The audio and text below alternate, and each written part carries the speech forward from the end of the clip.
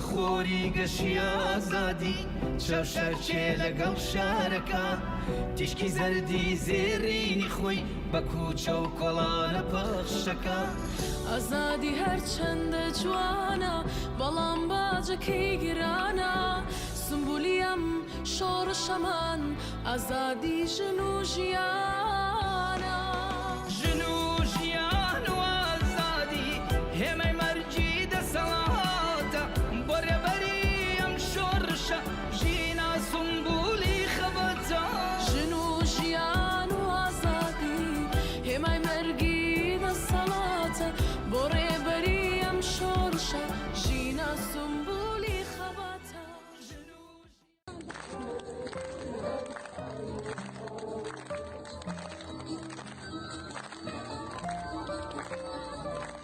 لەوەتەی خەڵکی شۆڕشگێڕی کوردستانم ناسیوە لاوە خوێنگێرم و ئازا و جەسوورەکانم لە مەیدانی خەبات و خۆڕاگریدا بینیوە ئەوەندەی مێژووی خوێناوی و پڕ لە ڕەنج و سەم و مەینەت و ئازارم خوێندرێتەوە هەمیشە وا تێگەیشتوم و وامزانیوە قەد و دڵ نەبووم و گومانم لا ساز نەبووە کە ئەم کوردستانە سەربەرزە هەمیشە مەکۆی شۆڕش و هەڵمەت و کۆڵ نەدان بووە مێژووی پڕ لە هەوراز و نشێوی مەکتەبی ئەزموونی تاڵ و شیرینی نەجات بووە هەوێنی یەکگرتوویی و پێشەنگایەتی و جەسارەت و فیداکاری و خۆڕاگری و چۆکدانەدان بووە لاوە فیداکار و خوێنگەرم و ئازاکانی لە هەر سەردەمێکی خەباتی ئەم گەلەستەم لێکراوەدا بۆ گەیشتن بە سەربەستی و ئاسوودەیی و ئازادەگی پش و درێژ و خۆڕێک خەر و ژیر و خەباتکار بووە لەبیرمانە لەم شۆڕشەی ژیناشدا لەم شۆڕشەی ژن ژیان ئازادیدا لەژێر ئەو هەموو کوشتن و بڕین و سەرکوتەدا چۆن پێشاهەنگ و پێشڕەوی شەقام و مەیدان و زیندان بووە شێوازەکانی خەباتی ئەم سەردەمەی باش ناسیوە و لێزانانە و ژیرانە و ئازایانە خۆی بۆ تەیار و ساز کردووە و هەڵگری وەفاداری ئاڵای سووری خەباتکارانی شەقام و گیان بەختکردوانی ئەم ئامانج و ڕێگا و ڕێبازە بووە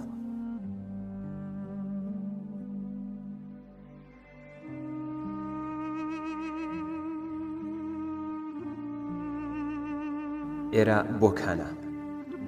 بەڵێ ئێرە بۆکانە ئێرە قیبلەگای وەفادارانە ئێرە نەزرگای ئەویندارانە نیشانە و ڕەمزی چۆکدانەدانە ئێرە ئارامگای نەسلی سووری دوژمن بەزێنە سمبولی بەرخۆدان و ڕاسان و خرۆشانە ئێرە گڵکۆی پۆلێک ئەستێرەی درەوشاون ڕووناکی ڕێی شەوگاری ئەنگوستە چاون ئێرە مەزاری گیانبەخت کردوانی ڕێی سەرفەرازین فیداکارانی پێشڕەوی ڕێگای ڕزگارین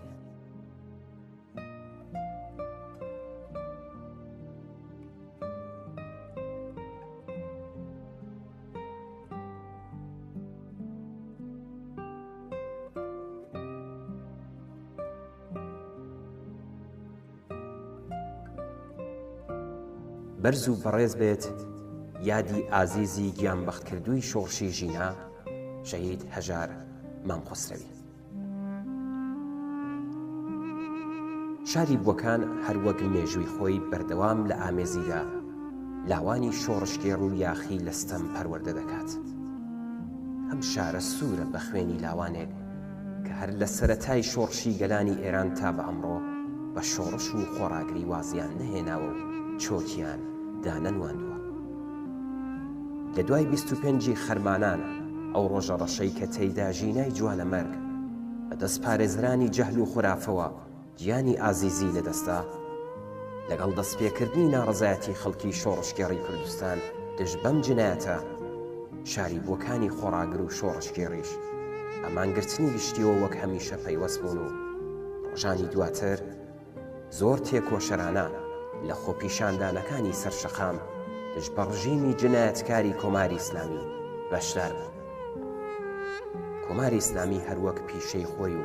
لە نیگەرانی لە تووڕەی خەڵک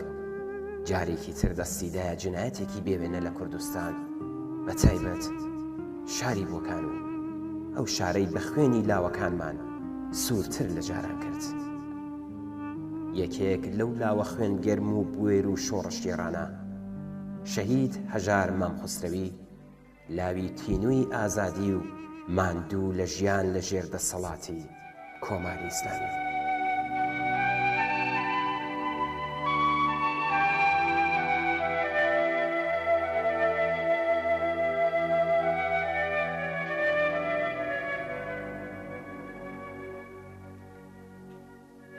سپێدەی سەحەریان کە ئێستاش مەلان لە خەودان و گزنجی هەتاو دەرنەکەوتووە بڕیاری وەستانی شەڕ و لە شوێن ئەویش ڕێژنەیەک ڕێکبارێک نیشانە لە دڵی پڕ لە ئەوینی دەگرێ زایەڵەی دەنجی خرۆشاوی لاوێک دێتە بەرگوێ مەرجێکی حەتمی لە چاوەڕوانیدایە و خوێنی سووری من نەمامی ڕێبازێک ئاو دێر دەکات کە موشتەی ئاسۆیەکی ڕوون داهاتوویەکی گەش و جیهانێکی نوێی پێیە.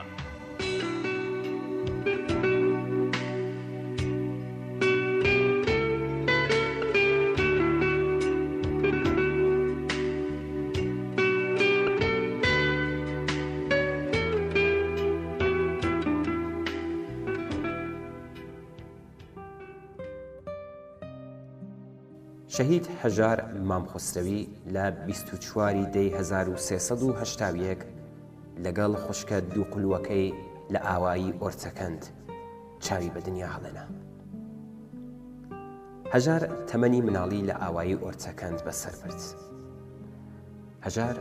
کەسایەتیەکی جێگەی باوەڕپێکرا و خۆشەویستی دڵی خەڵکی ئاوایی و خزم و کەسی خۆی بووە هیچ کات لە ژیانیدا دڵی هیچ کەسێکی لە خۆی نێشان. 14 ساڵ لەمەوبەر لەبەر دەرس خوێندن بنەماڵەی هەژار هاتنە شاری بۆکان و لە گەڕەکی مەجبوراوە نیشتەجێ بوو. لە بۆکان و لە گەڕەکی مەجبوراوەش هەژار جێگەی خۆی لە دڵی خەڵکدا کردبووە و کوڕێکی سەربەخۆ و ژیر بوو. هەژار کاتی سەربازی هات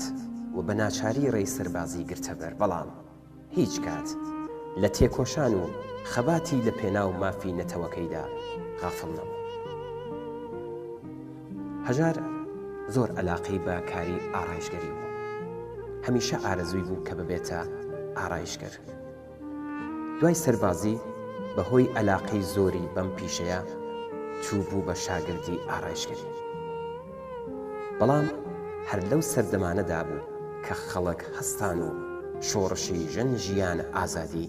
دەستی پێ کرد. هەژاریش هەر وەک هەموو هاوتەمەنەکانی خۆی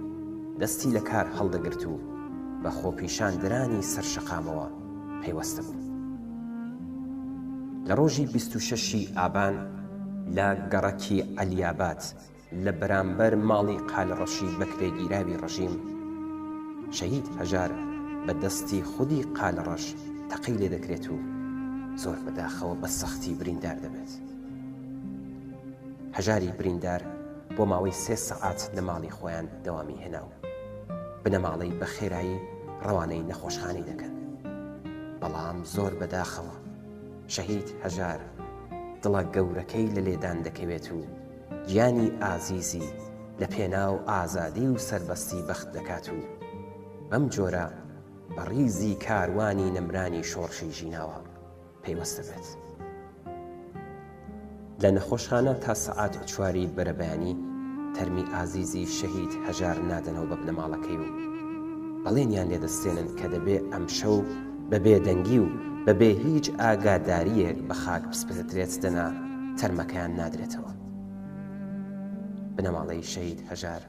لە ڕووی ناچاری و گوشاری زۆری هێزە ئەمنیەکانی ڕژیم قبوڵی دەکەن و شەهید هەژار لە بەرەبەیانی 27 ئاباندا تەرمی ئازیزی ئەسپەردەی خاک و نیشتمانی دەکەن.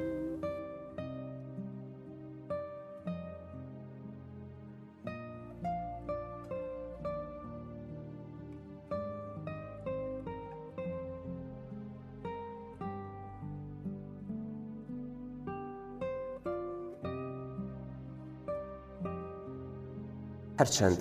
شەهید هەژار و هەژارەکان و سەدان گیان بەخت کردووی شۆڕشی ژینا لە نێوانماندا نەماون، بەڵام هەروەک لە سەرەتادا باسمان کرد، کوردستان بە تایبەت شاری بۆکان جێگەی پەروەردەی لاوانی شۆڕشگێڕ و دژبەستەم و ناعیداڵەتیە. ئێمە دڵنیاین کە یادی شەهید هەژار و هەموو گیان بەخت کردوانی شۆڕشی ژینا دەبێتە هەوێن بۆ درێژە پێدانی خەبات تا لە گۆڕنانی ئەم ڕەژیمە جنایەتکارە و وەدیهێنانی داخوازیەکانی شۆڕشی ژینا کە دنیایەکی ئازاد و یەکسان بە دوور لە هەر چەشنا هەڵاواردنێکە. هەر لێرەوە پەیمان نوێ دەکەینەوە لەگەڵ بنەماڵەی شەهید هەژار مامخۆسرەوی و هەموو ئەو بنەماڵانەی کە لاوانی خوێنگەرمیان لە شۆڕش لەدەستاوە، هەموو ئەو ئازیزانەی کە دەست بەسەر کراون بریندار بوون، چاویان ئەندامێکی لەشیان لەدەستاوە، کە تا وەدی هاتنی ئاوات و ئامانجەکانمان کە ڕووخانی ئەم ڕژیمە جنایەتکارەیە درێژە بە خەبات و تێکۆشانمان بدەین. هەزاران جار یادی ئازیزی شەهید هەژار مامخۆسرەوی و هەموو گیان بەخت کردوانی ڕێگەی ئازادی و سربەستی بەرز و بەڕێز بێت و ڕێگایان پەڕێ بوار.